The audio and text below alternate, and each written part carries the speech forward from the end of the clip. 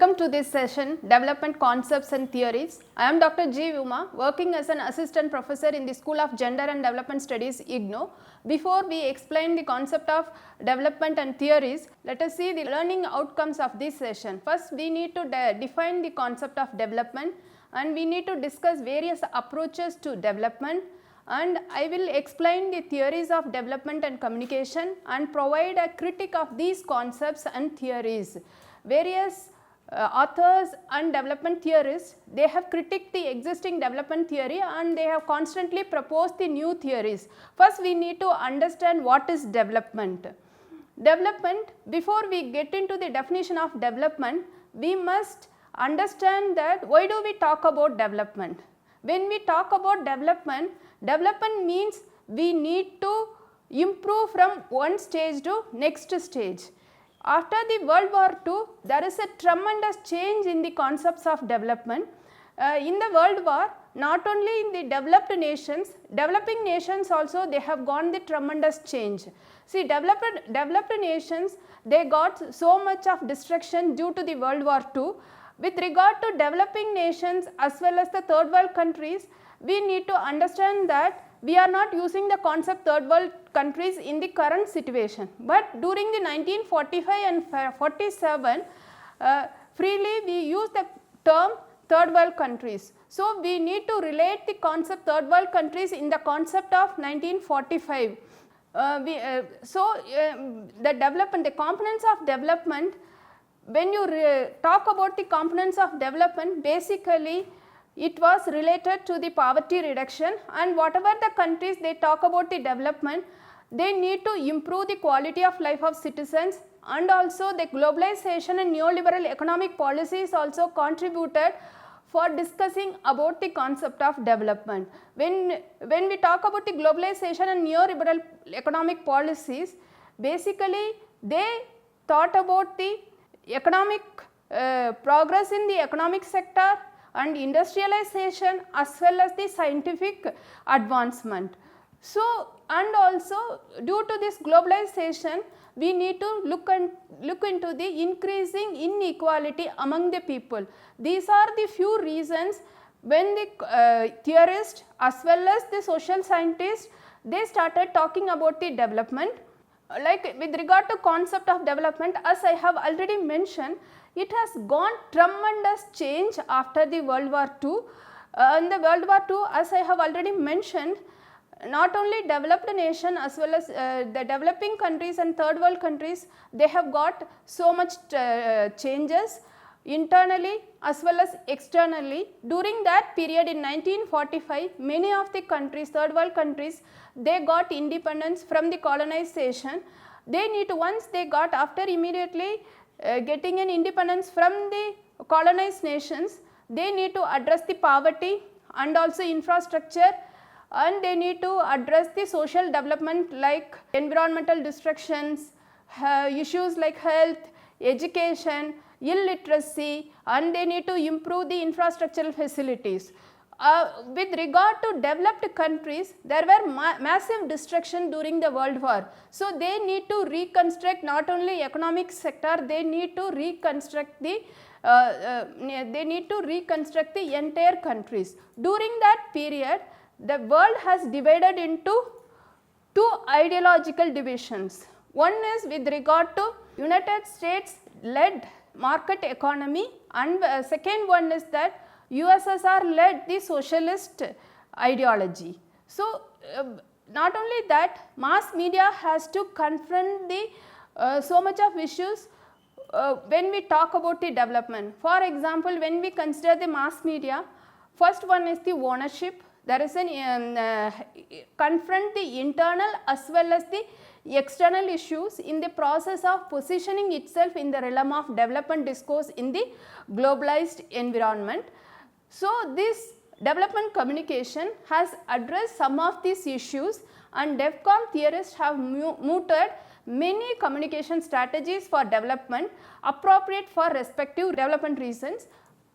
Before we talk about the development theory, first development theory, as we have discussed about the destruction in the Second World War, due to the Second World War and the emergence of United Nations like international institutions, the development theorists, they propose the modernization approach. This modernization approach is based on the development of the Western notions of development, that is the industrialization, scientific establishment as well as the globalization of the economy. In this modernization approach, industry is the prime mover of the economy. Therefore, any country, if they want to considered as a developed nations, they must put major part of the investment in the development of the industry. Not only that, they have to procure the raw material, transportation and training for the industrializations. So, according to this modernization approach, they require, any country, they require more specialists rather than generalists in each field. For example, health, education or industry. If you consider any field, according to modernization theorists, they need a specialist rather than generalist.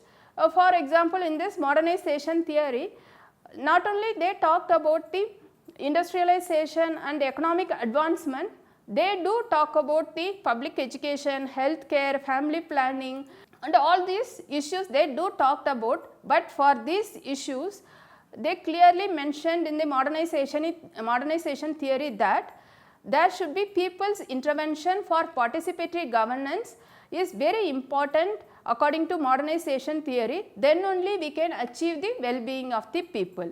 So, in that modernization theory, they thought that due to the industrialization and development in the economic sector over a period of time, this capitalist economic model of development accumulate the wealth. This wealth will be trickled down to the other sectors such as agriculture and rural technology, and also this, according to modernization theorists, to ensure the rapid development and we need to necessary information can be diffused and persuasion can occur through mass media, that is more important. So, modernization approach firmly believed that urbanization and industrialization were the most feasible routes to achieve modernity. Having economic oriented view, it sees development as an unilinear evolutionary process.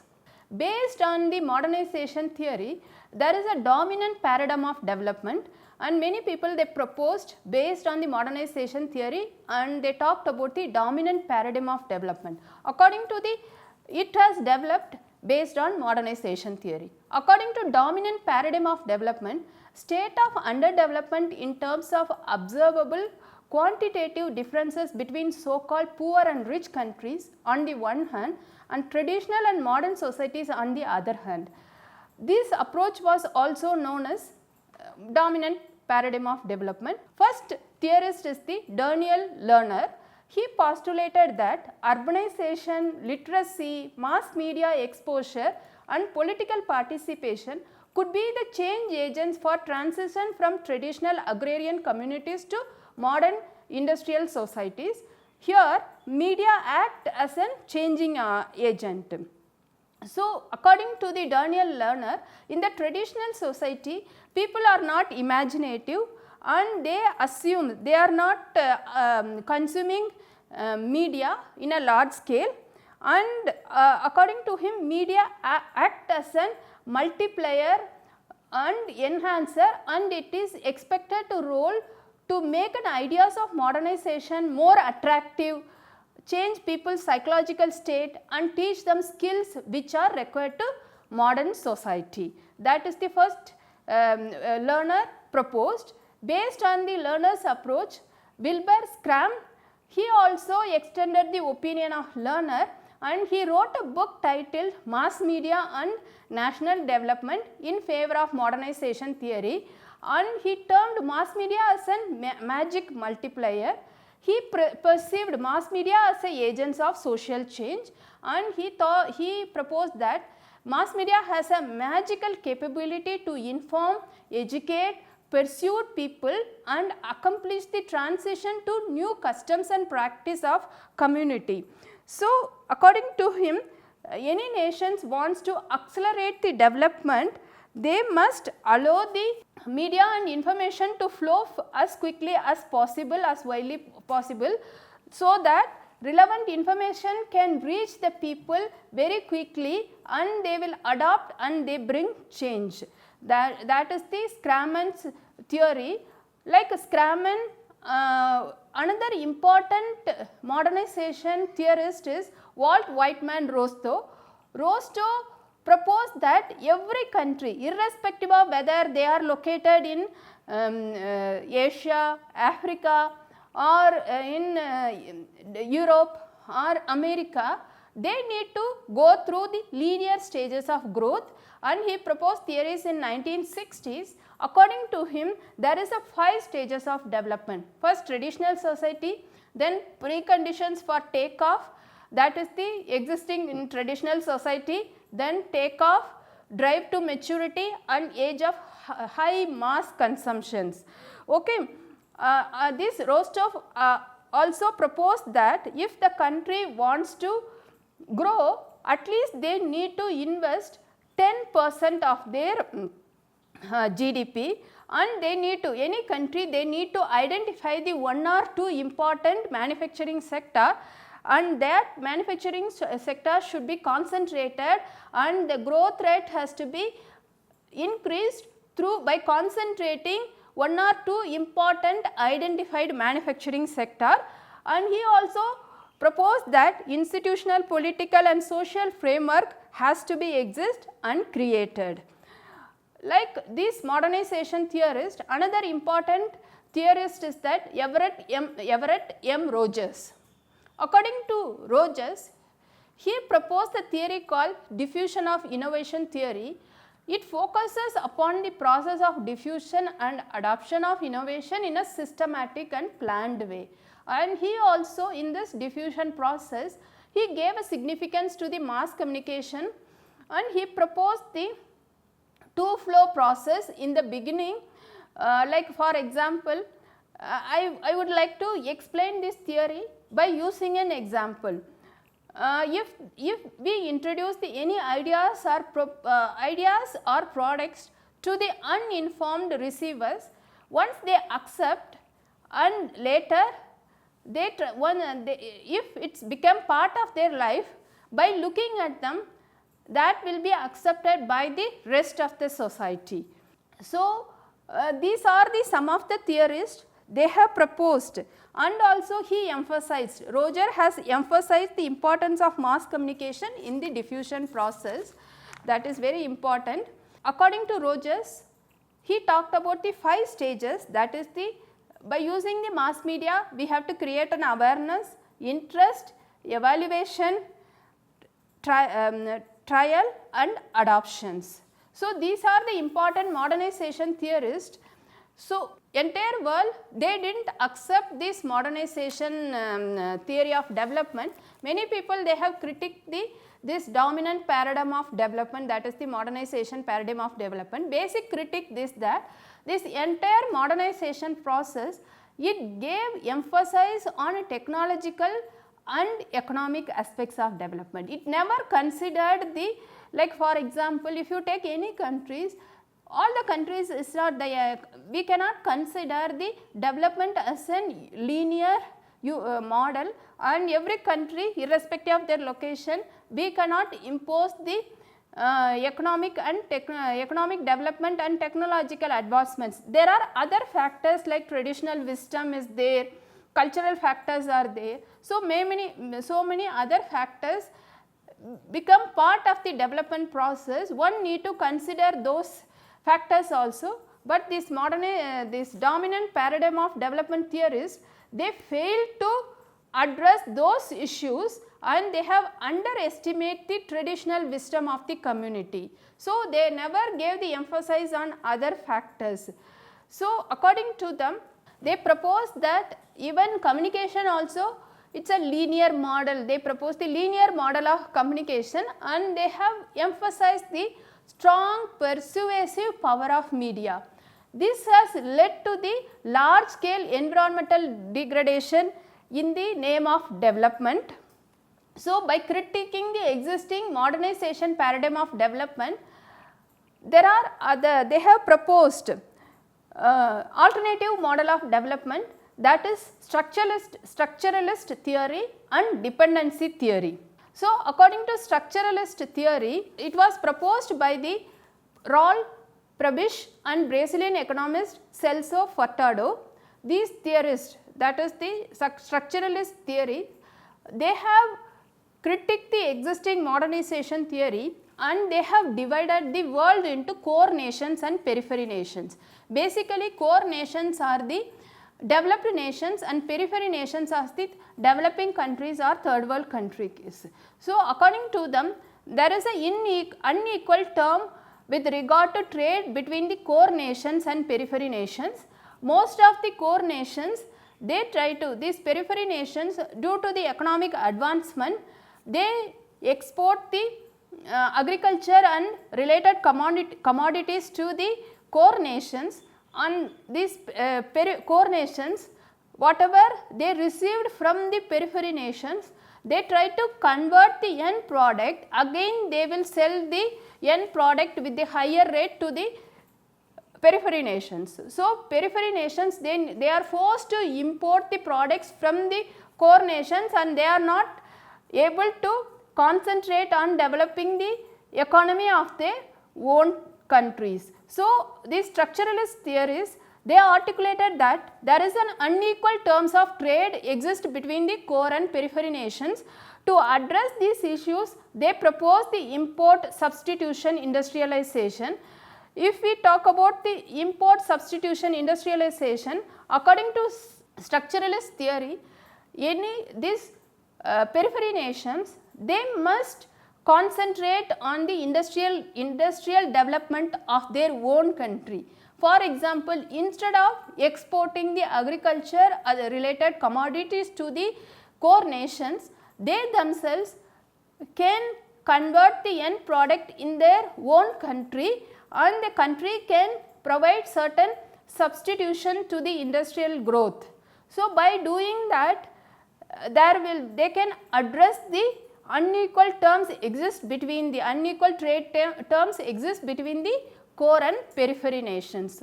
Like structuralist theory, another important theory is the dependency theory. Like a structuralist, this theory was proposed by looking at the economic development of the Latin American countries. So, this theory was proposed by the Paul Braun, The Political Economy of Growth, and Andre Gunder Frank, Capitalism and Underdevelopment in Latin America. So, they proposed the theory based on the US monopoly capital school of thought, and according to them, economic growth won't trickle down, because when we talk about the modernization theories, they clearly says that this capitalist mode of economy will generate the resources, more resources. Over a period of time, these resources will trickle down to the society. So, everybody will get in the beginning, even though some of them will be neglected in the process of capitalist model of economic development. Over a period of time, they could able to benefit based on the capitalist mode of economy. But this theorist dependency theorists strongly believed that this economic growth did not trickle down and did not address the many issues like poverty, inequality. This capitalist mode of production over a period of time, again and again it created the inequality in the society. So, this trickle down did not happen and this inequality was not addressed, and poverty and other issues like health, education was not addressed by the modernization theorist. So, they have strongly critiqued the modernization approaches, and the activities in richer countries was like I have explained that how the activities of richer countries and the trade relationship between the core and periphery nations. So, that activities of richer countries often lead to serious economic problems in the poor countries. Poor countries usually, as I have explained, they exported the primary commodities to the rich countries and they manufactured products out of these commodities and sold them back to the poor countries. So, in this process poor countries became more poor and they are forced to import the commodities from the rich countries. So, according to this theorist, poor countries should be empowered themselves on import substitution practice. So, and we need to, in this process we need to understand the two terms, that is undevelopment and underdevelopment. So, these differences one must understand that. Undevelopment refers to the condition which resources are not being used, while underdevelopment refers to the situation in which resources are being actively used, but used in a way which benefits dominant states, in which resources are being actively used, but used in a way in which benefits of this process will be get by the dominant states and not the poor states. So, it is very important to understand the how this entire development process is conceived and perceived. See, for example, this theorist clearly told that, some of these theorists clearly explained that, like for example Galtung and Santos, due to the historical conditions these third world countries and developing countries, they are not economically advanced. For example, Wallerstein clearly talked about the difference between the core countries and periphery countries. Basically core countries are the capital intensive and periphery countries are labor intensive. By using that capital, they try to use the periphery countries, labor intensive countries, and they gain the economic advancement based on the periphery countries. This both structuralist theory and dependency theories, they have clearly explained that both the theory is that they have interpreted the society or the country based on the Marxist way of interpretation, but the both the structuralist and the dependency theorist, they fail to recognize the other inequalities existed in the third world countries. So, by looking at this, there are other alternative approaches to development also proposed. In the next session, we will discuss about the alternative approaches to the development. Thank you.